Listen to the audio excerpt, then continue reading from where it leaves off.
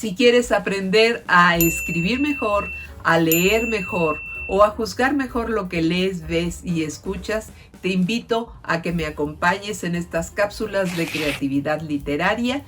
Soy Gilda Salinas, escritora, y vamos a empezar. Hola a todos y a todas.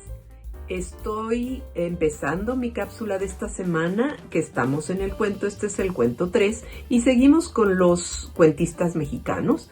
Y me voy a uno que hace muchos años nos dejó una herencia buenísima, porque contra viento y marea y en situaciones muy complicadas, sacó una revista que se llamaba El Cuento. Era una revista riquísima porque tenía de todos lados una selección muy interesante.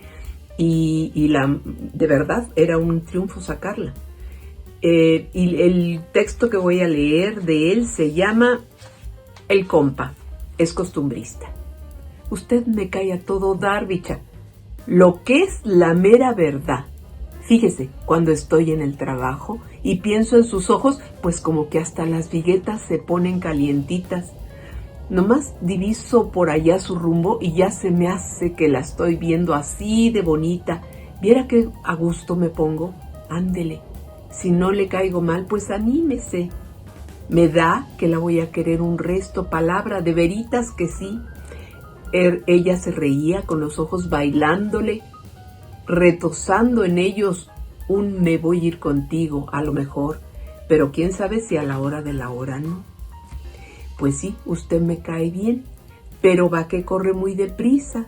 Si nos acabamos de conocer, a lo mejor tiene su compromiso y nomás me quiere para pasar el rato. Así no me gustaría, ¿no cree? Lo vio a las buenas, dándole por su lado, aunque luego, entre que sí y que no. Él le juzgó la boca, como que ya le andaba por chupársela, por morderle los labios con un apretón con todo el alma y llevársela a darle gusto por toditita la vida. De disponer de ese calorcito allá en el cuarto donde fuera todos los días, todas las noches. El compa de Edmundo Valadez.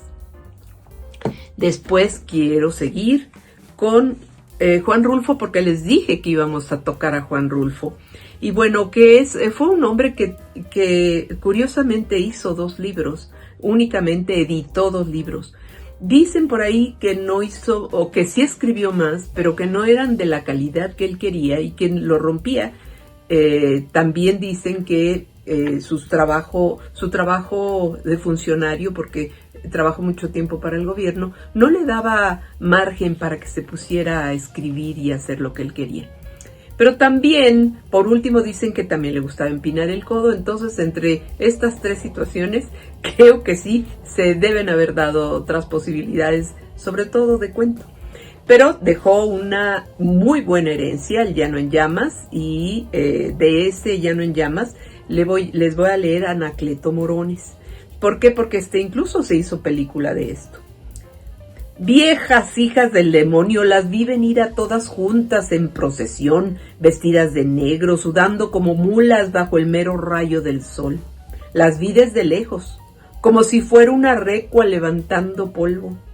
Su cara ya ceniza de polvo, negras todas ellas, venían por el camino de Amula, cantando entre rezos, entre el calor, con sus negros escapularios grandotes y renegridos sobre los que caían en goterones el sudor de su cara. Las vi llegar y me escondí. Sabía lo que andaban haciendo y a quién buscaban. Por eso me di prisa a esconderme hasta el fondo del corral, corriendo ya con los pantalones en la mano. Pero ellas entraron y dieron conmigo, dijeron: Ave María Purísima. Yo estaba acuclillado en una piedra, sin hacer nada, solamente sentado allí con los pantalones caídos, para que ellas me vieran así y no se me arrimaran. Pero solo dijeron Ave María Purísima y se fueron acercando más. Viejas indinas, les debería dar vergüenza. Se persinaron, se arrimaron hasta ponerse junto a mí, todas juntas, apretadas como en manojo, chorreando sudor y con los pelos untados a la cara, como si les hubiera lloviznado. Anacleto Morones. Juan Rulfo.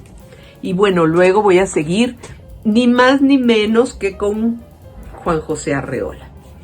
Juan José tuvo la osadía, porque en ese tiempo era una osadía, de crear un taller al que asistieron todos los escritores que se les ocurran de esa época. Luego les digo los nombres porque si no me voy a entretener mucho, pero dejó algunos libros de cuentos muy interesantes, tuvo una vida interesante, era de Jalisco. Y les voy a leer también Juan Rulfo era de Jalisco, les voy a leer El guardaagujas. Lo que me molestaba de Arreola es que era muy misógino. Que yo sepa, tuvo siempre puros aspirantes a escritores, aunque yo siempre he dicho que no se trata aunque escriba poquito o que empiece a escribir, si yo me pongo el compromiso de soy escritora, me lo tomo en serio. El chiste es que yo me lo crea para que los demás me lo crean.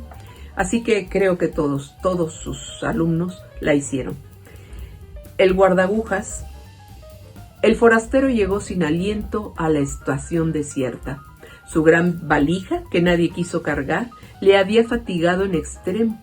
Se enjugó el rostro con un pañuelo y con la mano en visera miró los rieles que se perdían en el horizonte.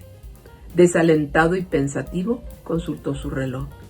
La hora justa en que el tren debía partir. Alguien salió de quién sabe dónde, le dio una palmada muy suave. Al volverse, el forastero se halló ante un viejecillo de vago aspecto ferrocarrilero. Llevaba en la mano una linterna roja, pero tan pequeña que parecía un juguete. Miró sonriendo al viajero, que le preguntó con ansiedad: «Usted perdone, ¿ha salido ya el tren? ¿Lleva usted poco tiempo en este país? Necesito salir inmediatamente, debo hallarme en T mañana mismo». Se ve que usted ignora las cosas por completo. Lo que debe hacer ahora mismo es buscar alojamiento en la fonda para viajeros. Y señaló un extraño edificio ceniciento que más bien parecía un presidio. Pero yo no quiero alojarme, sino salir en el tren. Aquí alquile usted un cuarto inmediatamente, si es que lo hay. En caso de que pueda conseguirlo, contrátelo por mes. Le resultará más barato y recibirá mejor atención. ¿Está usted loco? Yo debo llegar a T mañana mismo. Francamente, debería abandonarlo a su suerte. Sin embargo, le daré unos informes. Por favor. Este país es famoso por sus ferrocarriles, como usted sabe. Hasta ahora no ha sido posible organizarlos debidamente, pero se han hecho ya grandes cosas en lo que se refiere a la publicación de itinerarios y a la expedición de boletos. Las guías ferroviarias abarcan y enlazan todas las poblaciones de la nación. Se expenden boletos hasta para las aldeas más pequeñas y remotas. Falta solamente que los convoys cumplan las indicaciones contenidas en las guías y que pasen efectivamente por las estaciones. Los habitantes del país así lo esperan. Mientras tanto, aceptan las irregularidades del servicio y su patriotismo les impide cualquier manifestación de desagrado. Bueno, la pregunta es, ¿y pasó el tren? ¿O pasaría en algún momento? Voy a ir ahora con un hombre que más bien dejó mucho, Carlos Fuentes, con novela y también como embajador y también porque en todas las presentaciones y en todos lados querían que Rulfo estuviera, que fuera jurado y que sacara del cajón todas las novelas que no había publicado porque eran malitas y se las editaban porque era muy buen vendedor de sus productos. Pero tuvo un tiempo en que de verdad era un placer leerlo y era genial.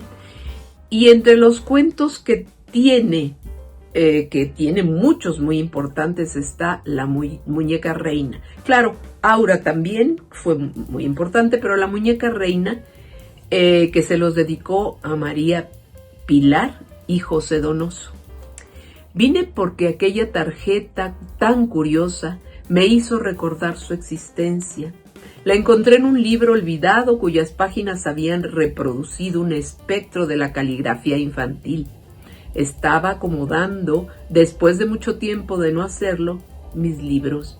Iba de sorpresa en sorpresa, pues algunos colocados en las estanterías más altas no fueron leídos durante mucho tiempo.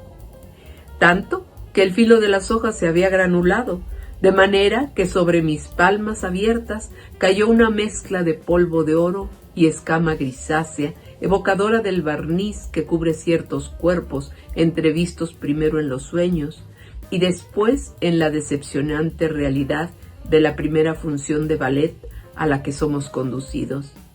Era un libro de mi infancia, acaso de la de muchos niños, y relataba una serie de historias ejemplares más o menos truculentas que poseían la virtud de arrojarnos sobre las rodillas de nuestros mayores para preguntarles una y otra vez ¿por qué?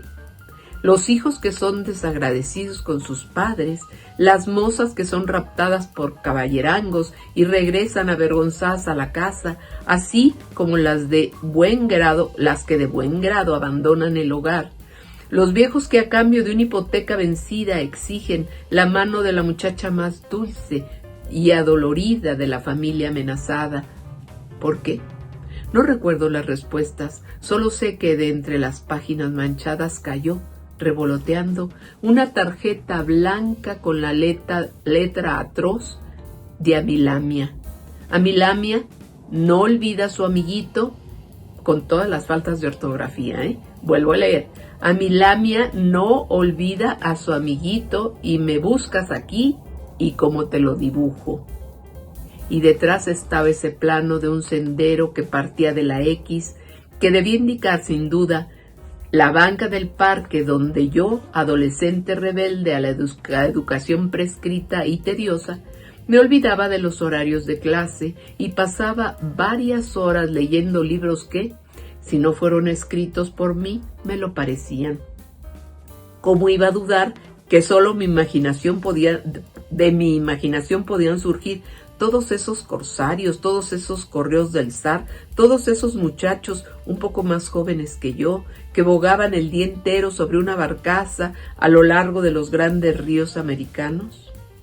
Prendido al brazo de la banca, con un arzón milagroso, al principio no escuché los pasos ligeros que después de correr sobre la grava del jardín se detenían a mis espaldas. Era Amilamia, y no supe cuánto tiempo me habría acompañado en silencio si su espíritu travieso, cierta tarde, no hubiese optado por hacerme cosquillas en la oreja con los vilanos de un armagón que la niña soplaba hacia mí con los labios hinchados y el ceño fruncido. Buen cuento. Y por último cierro con Heraclio Cepeda. Él es chiapaneco. Primero empezó como poeta y después decidió mudarse y fue un buen cuentista y también hacía textos costumbristas porque porque hay una parte de Chiapas que de verdad es impactante, es hermoso conocer Chiapas. Tenemos un país hermoso. Y no se asombre, sargento. Esto fue entrando la nochecita. Serían por ahí de las 6 de la tarde, porque ya los anates se dejaban caer como puñados de frijol sobre el zacatal. Yo tenía como 2 días de no dormir, esperando que en cualquier momento el viento cambiara de camino y yo llevar el ánima de mi tata, que ya se andaba queriendo morir desde 2 semanas antes. No se sabe qué es lo que tenía. El doctor nomás meneaba la cabeza de un lado para el otro, igualito que un gavilán cuando anda buscándole el ruido a los conejos. Nomás eso hacía. Y no declaraba qué es lo que le había caído al tata, quebrándole el cuerpo con aquellos calenturones como de terciana. Que si era esto, que si era aquello, y no sé cuántos decires más. La verdad es que desde que se le echó la primera revisada, yo me quedé con la seguridad de que aquel doctor nomás andaba dándole vueltas al bramadero sin saber en dónde meter el ñudo. Hasta aquí lo vamos a dejar. Háganme sugerencias si quieren que leamos o busquemos algunos otros personajes de la literatura que hayan hecho cuentos valiosos y estamos abiertos. Y además, Otra cosa, si quieren tomar talleres o cursos conmigo, al final sale mi sitio web y mi WhatsApp para que puedan suscribirse o puedan mandarme un correo o un WhatsApp o lo que sea. Gracias, buena tarde. Espera la siguiente cápsula de creación literaria y si quieres mayor información sobre cursos y o talleres, entra a mi sitio web que es www.gildasalinasescritora.com. Nos seguimos viendo.